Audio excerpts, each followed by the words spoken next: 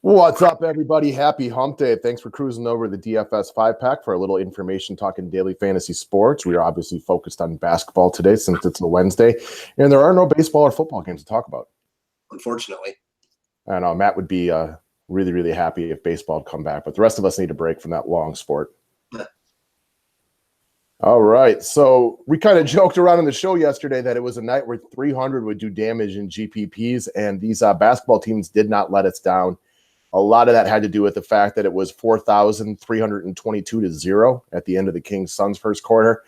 It was an ugly night, so hopefully y'all won ugly. And I'll say the same thing I've been saying since last night ended. Winning ugly is still winning, so it may not look pretty, but the money's the same. Yeah, no doubt. I wish I was in that boat right now.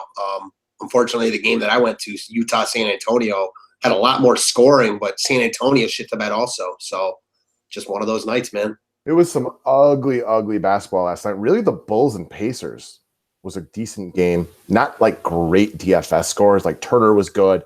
Wendell Carter was good. But overall, the DFS scores weren't anything special.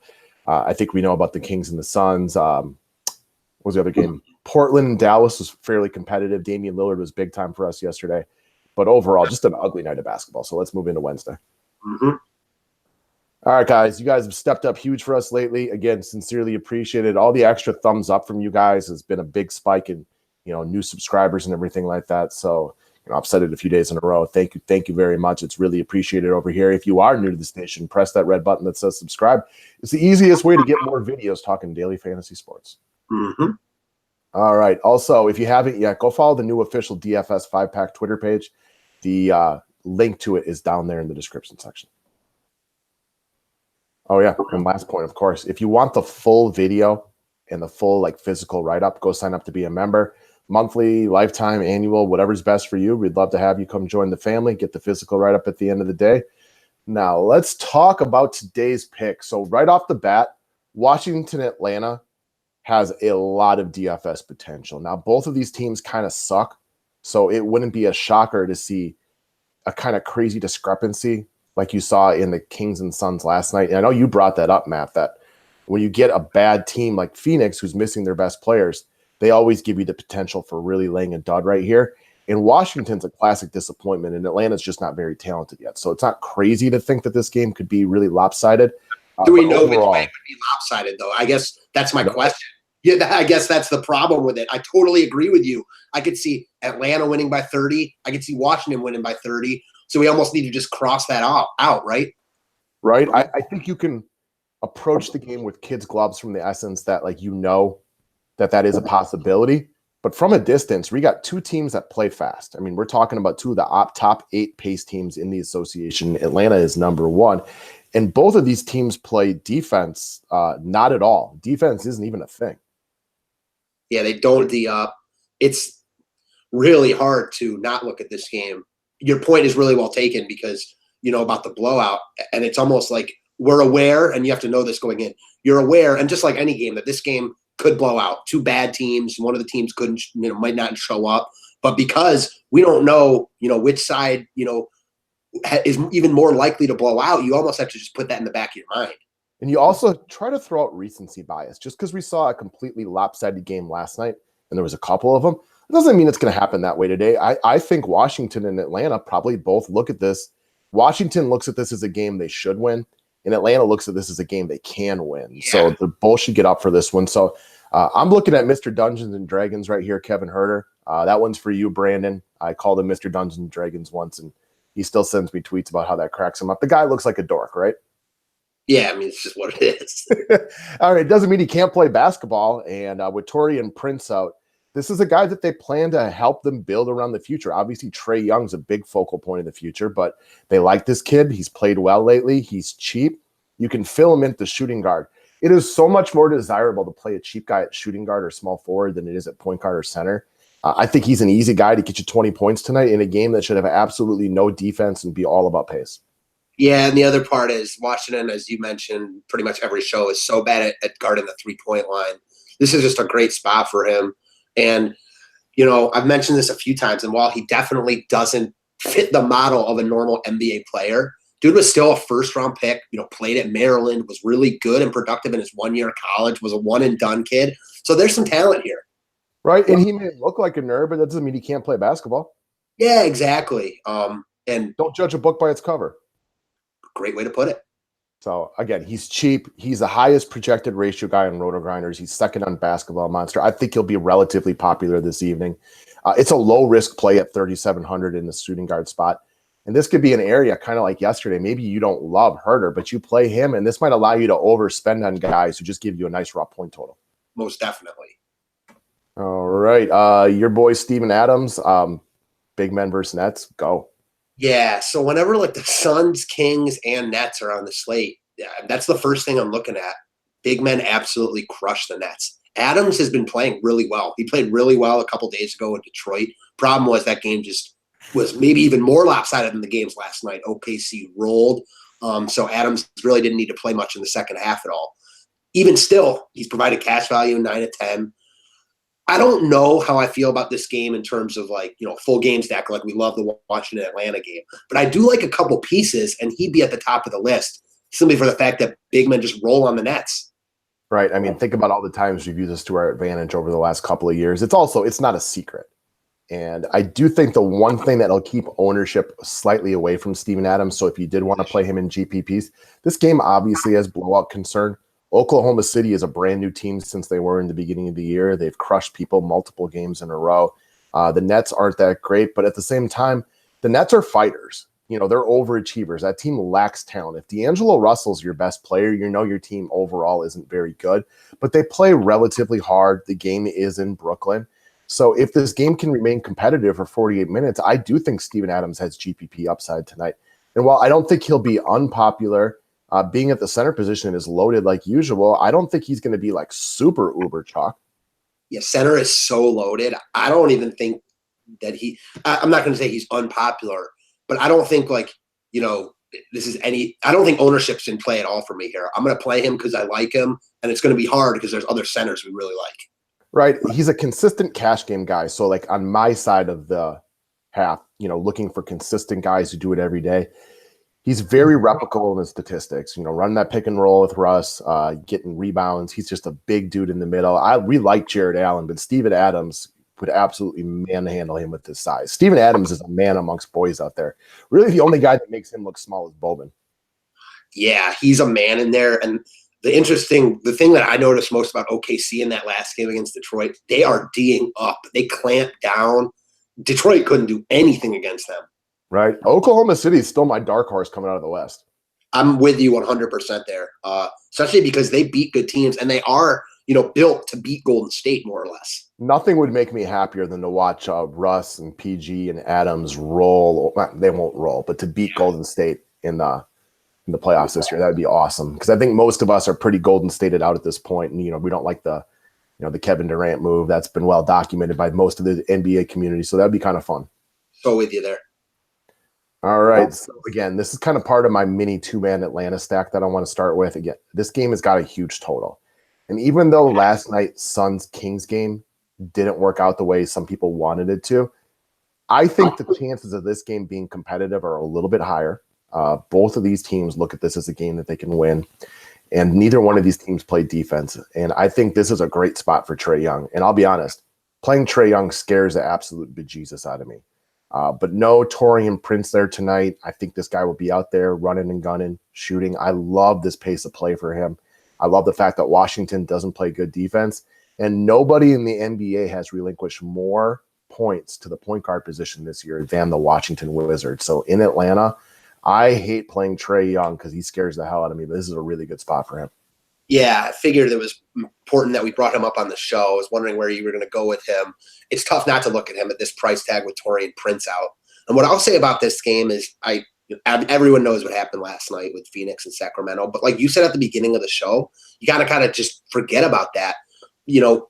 Irregardless of that, I guess, I think this game is close. Could it be a blowout? Sure, we already went over that. I think Atlanta potentially wins this game. Like you mentioned before, this is a game that Atlanta thinks that they can win. And while Washington, thinks that they should win this game, they might be in their head a little bit. And I don't think they're good enough for that.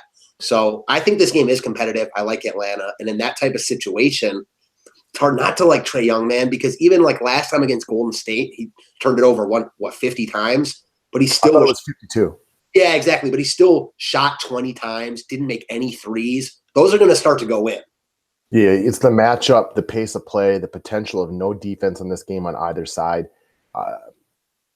I go back to what you just said, though. Hit on that point that we talked about in the beginning. Just because last night had a huge point discrepancy doesn't mean that happens again tonight. And it's very difficult when playing DFS not to become a victim of recency bias. I like him. He's had 2 good games in a row. Okay, well, he had 8 bad ones before that. So you think about what happened last night and you get inside your own head. This game, we expect to be close. We do. I think it will be. Doesn't mean it will be. But that's the way you kind of go into the night. And you also know that this is going to be probably a highly targeted game because the potential that goes into it. And even though like Phoenix and the Kings last night had a huge discrepancy, there was still a lot of guys who gave out decent point totals based on what their the fact that none of the good players played in the fourth, right? Like Ariza was still fine. Bogdanovich was still okay. Cauley-Stein was good. Hield was fine. I mean, there was still plenty of guys who gave you close to or actually hit value. Yeah, it depends what you did with the other part of your roster. Obviously, Miles Turner and, for tournaments, those who rostered Aaron Gordon was a big difference maker. But, yeah, you're right there. There were guys that still perform. And, again, I just don't see – like what happened last night, we're only talking about it because it happened last night. Other than that, it has nothing to do with this Washington-Atlanta game. No, exactly. It's just trying to get by the whole recency bias of it and people being scared off because Washington on paper should kick the shit out of Atlanta. But they don't. Yeah. They never beat anybody down, really. Yeah, to your point, like I know they beat the Knicks by like 10 last game because they were down early in that game. Your point about that Washington doesn't blow out anyone. I think it's more likely that Atlanta wins this game than Washington blows them out. That's how I'll put it. Okay, I have no arguments with that. I think that's a great statement. I can totally sign off on that because we looked at this not that long ago where I don't know if it was you or the public that, I think Washington might win this game by a lot. And then we went through and dissected every game and we're like, never mind. Like Washington has one blowout victory, I think, all year. Yeah, it was me, and it was against Cleveland, the only blowout win they've had all year. So yeah, we're seeing this very similarly. What happened in that Cleveland game? I can't remember it. I'm asking because it was just they blew them out. I mean, okay. Cleveland down like 20 at half, but that's more of a product of who Cleveland was at that time. Okay, yeah, a lot of games. I just didn't remember what happened. All right, speaking of Cleveland, here's your boy Tristan. So I almost feel like we can just leave Tristan on here all week because after this matchup, he plays Sacramento on Friday. But talking about him today, so this is a little bit out there simply because there's so many centers we like. He's a little bit too expensive. I get that. But even at this price, he's been crushing GPP value, 40 plus the past 2 games. He's been really consistent in the games before that. I know the Cavs are a little bit of a different team now with no LeBron. They're not Eastern Conference, finals contenders anymore. But Tristan is a guy that really, Matt, they could make it. It's true. That's true. It's still George Hill did just come back, so we got that working for us. But Tristan is the type of guy that gets up for spots like this. Is he the best player on the team? Probably not, but he's the most aggressive. He's, how he is. He's kind of that man in the middle. I'm going back to, is he the best player on the team? And he might be. Yeah, he might be. I almost did a with Love hurt, obviously. Definitely with Love hurt. But the other thing about him, and I mentioned this the other day, they're trying to showcase him, and he's playing really well into that role. He's probably playing the best he's ever played right now, playing with a lot of confidence. It's not a crush spot, I don't want to say, against the Warriors. But the spot looks pretty damn good to me considering that Golden State really has no one inside to defend him. I know that Looney's playing well, but Tristan should be able to get pretty much every rebound, he wants inside there, I imagine. How do you feel? So I don't love it for cash games, and that's why I put down GPP preferable because for a couple reasons. One, it's the Warriors just don't give up big points to the center position. Never have. It might be a little different now with Draymond out, for example. But your point about the intangible aspect of this game, and with Clay coming out with that quote yesterday that I think most of the NBA world has seen at this point, talking big time shit, like they're not a team with 4 all-stars, like they're, talking really tough. I see Tristan as a guy who would play out of his mind tonight if given the opportunity. Yeah, again, I agree with you. Now, on that same token, like if the game got out of hand early and Golden State's shooting real well, then he might not be engaged and he might not play that many minutes. But if the Cavs can not keep this close in the end, the Cavs will lose this game. But if they can get up in the first half, I can see Tristan balling.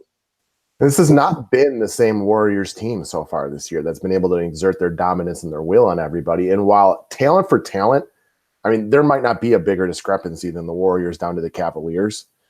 This is a big-time get-up spot for Cleveland after that yesterday. And even if they weren't part of that, you don't think even a guy like Colin Sexton thinks about something like that? Like, you know what? Fuck these guys. Yeah, man, it's definitely. I know we talk about how it's always a get-up spot when you play Golden State, but for Cleveland, even a little more.